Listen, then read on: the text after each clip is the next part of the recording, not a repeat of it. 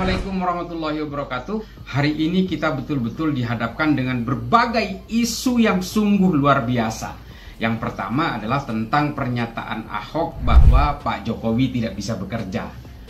Saya ingin membantu Ahok untuk mengklarifikasi ucapan ini. Ahok mengucapkan ini karena dalam konteks kalau Prabowo Gibran terpilih, Pak Jokowi tidak akan bisa bekerja. Bahkan pejabat-pejabat warisan Pak Jokowi justru akan diganti oleh Prabowo. Itu yang dimaksud dengan satu kata-kata yang kemudian banyak dipelintir oleh para pendukung 02 seolah-olah Ahok menganggap Pak Jokowi tidak bisa bekerja. Lalu kemudian ada juga yang sangat menarik bahwa ketika Mas Ganjar mengatakan ada beberapa jenderal yang mencela-mencele karena dulu mereka anti sekali kepada Prabowo dan mereka ini adalah barisan pemecat Prabowo dari kedinasan tentara dan ternyata hari ini mendukung Prabowo. Di 2019 termasuk juga di 2014 para jenderal ini justru mengatakan bahwa Prabowo tidak layak menjadi presiden dan tidak layak didukung karena dia adalah TNI pecatan. Masa orang yang sudah dipecat kita mau dukung jadi presiden, kurang lebih seperti itu. Dan kemudian Mas Ganjar mengatakan di salah satu kesempatan bahwa mantan jenderal ini adalah orang yang mencela-mencele karena berubah-berubah pendirian. Yang dimaksud dengan Mas Ganjar ini tentu saja bukan karena dia berubah dukungan politik, tapi ternyata mereka ini berkhianat terhadap kata-katanya sendiri, berkhianat dengan statement masa lalunya sendiri. Ini yang dimaksud dengan mencela-mencele itu. Sehingga kemudian ada salah satu jenderal mengatakan bahwa dia tersinggung dengan kata-kata mencela-mencele itu. Bahkan mengatakan bahwa Ganjarlah yang mencela-mencele. Oke, kita dudukkan perkara ini. Pak Luhut mengatakan secara tegas pada tahun 2014 mengatakan bahwa Prabowo adalah TNI pecatan yang tidak layak untuk didukung menjadi presiden, di mana hari ini dia justru mendukung Prabowo mati-matian. Nah, inilah kemudian yang dimaksud dengan mencela-mencele itu. Dan bahkan menuduh Mas Ganjar sebagai orang yang mencela-mencele. Saya ingin meminta jawaban dari Pak Luhut, mencela-mencelenya Pak Ganjar gimana? Bahwa Pak Ganjar itu sangat loyal terhadap PDIP, integritasnya terhadap PDIP sungguh sangat kuat. Contoh, ketika PSI mengajukan Mas Ganjar sebagai capres, Mas Ganjar tidak pernah mau bersedia karena PDIP belum mencapreskan Mas Ganjar. Ketika Koalisi Indonesia Bersatu bentukan Presiden Jokowi ketika itu, yang disebut dengan KIB, Koalisi Indonesia Bersatu yang terdiri dari Golkar, PAN, dan P3, mencalonkan Mas Ganjar sebagai calon presiden, Mas Ganjar juga tidak terpengaruh dengan tawaran itu.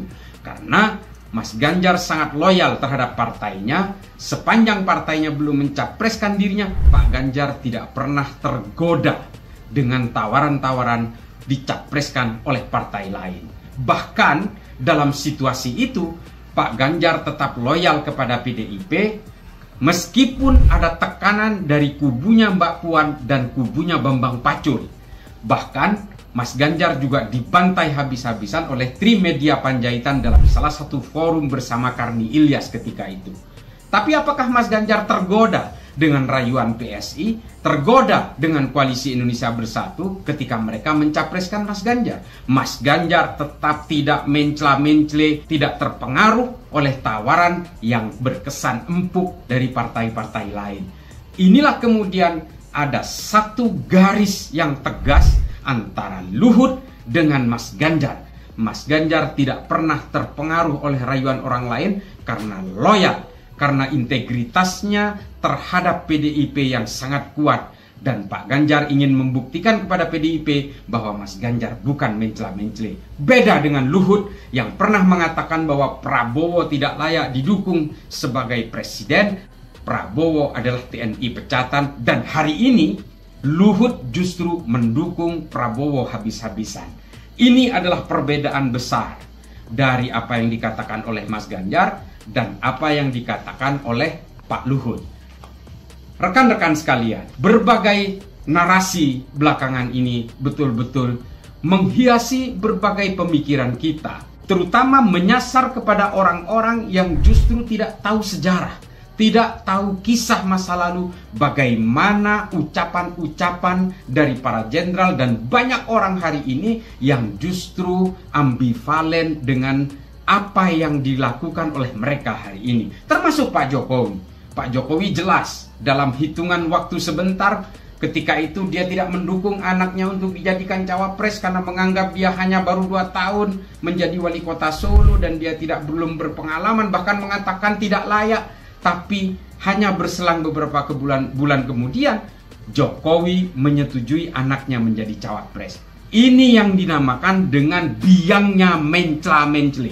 Oleh karena itu hari ini masyarakat harus betul-betul paham apa sebenarnya mencela-mencela itu dan apa sebenarnya yang bukan mencela-mencela. Mencela-mencela adalah inkonsistensi dan juga tidak istiqomah baik dalam tindakan maupun dalam ucapan. Ini adalah tipologi dari orang-orang yang tidak boleh kita dukung hari ini. Oleh karena itu, mari sebangsa setanah air mainkan rasionalitas berpikir kita di tengah gerakan dari kalangan akademisi, guru besar, kampus-kampus dan mahasiswa yang hari ini sudah betul-betul merasa gerah dengan berbagai aksi pembuntungan demokrasi, berbagai aksi pencideraan cita-cita reformasi yang dilakukan oleh pemerintah di bawah orkestrasi Jokowi hari ini.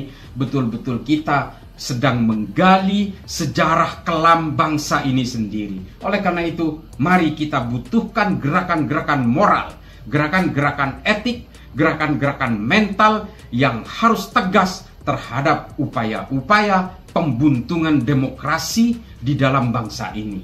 Mari kita gunakan nalar sehat kita, mari kita gerakkan hati nurani kita bahwa bangsa ini harus dijaga tetap berada dalam koridor sesuai dengan cita-cita para founding fathers kita ketika bangsa ini baru merdeka.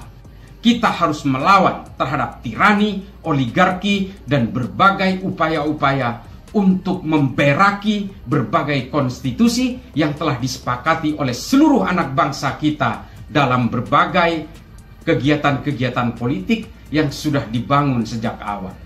Demikian, mudah-mudahan bermanfaat. Terima kasih. Assalamualaikum warahmatullahi wabarakatuh.